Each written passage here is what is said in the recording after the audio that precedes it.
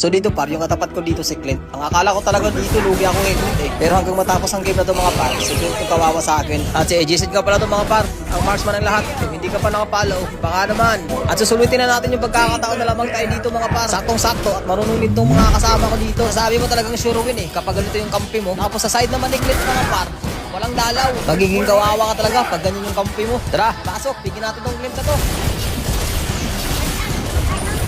Ako na lang talaga naawa sa Clint dito pare. Tito, panoorin nyo. Kawawa na naman niya dito. Pinagpupulungan talaga. Laging dinadalawan. Naabot na ng 5 minutes yung laro dito par. Hindi pa nakatigil ng dalaw tong Clint na to. At kung ganyan yung kakampi ko mga par, sigurado sasakit yung ulo ko. So dito na nga, lumipat na nga ng lane dito si Clint. Pero wala pa rin nangyari par. Ganun pa rin yung sitwasyon niya. Eh parang tinarget lock ng mga kakampi ko si Clint eh. Sensya na sa'yo bro. Personalan. Laro-laro lang. At grabe apat kami nandito. Tapos dumating pa yung big sana. Pero wala tayong magagawa, ganun talaga yun eh. Kailangan din kasi naming manalo. At sa part ng mga par, nakaabang na pala sa Clint, kaya nabigyan ako dito. Grabe, agad na malayan yung Clint dito ah. Siyempre mga par, babawi ako pagkabuhay ko nga dito. Tinira ko agad ng sipat yung Tamos, saktong tinamaan. Medyo nag-aalangan ako ng konti, pero pinalagan ko pa rin dito yung Tamos at nabigyan ko nga siya dito. At sa pangalawang pagkakataon mga par, nabangan na naman ako dito ng Menzitar. Pero sakto, buti hindi ako tinamahan par oh. Kung tinamahan ako, sigurado nabibigyan na naman ulit ako dito. Nakabawi na ako sa kanya par. At dito sa part na to mga par, kukunin na namin yung Lord. Pero biglang umipal tong mga kalaban eh. Kaya eto par, pinasok ko agad si Tamos dito. Sige tara, palag tayo. Sige, mag-Lord lang kayo dyan. Kami na bahala dito. Nagulat ako dito, biglang bumalag si Clint. Ayun, nabura.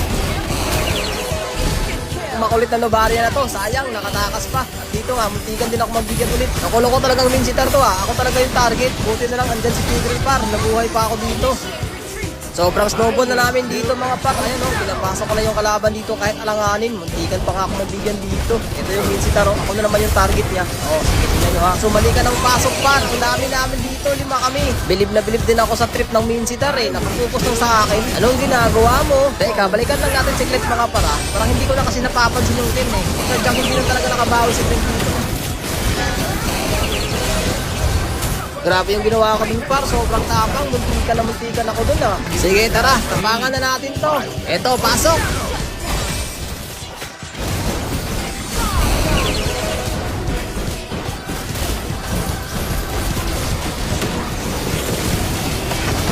Aray ko, nakabawi na si Clint sa akin, na-shutdown pa nga ako dito. At dito sa part na to mga par, na-wipe out yung mga kasama ko, kaya dito nag-lord ako. Kaso may umipal eh, kaya ang ginawa ko par, ayan o, pinuntahan ko talaga itong dalawa na to eh. Ito, bagsak yung Clint, tapos yung Novaria.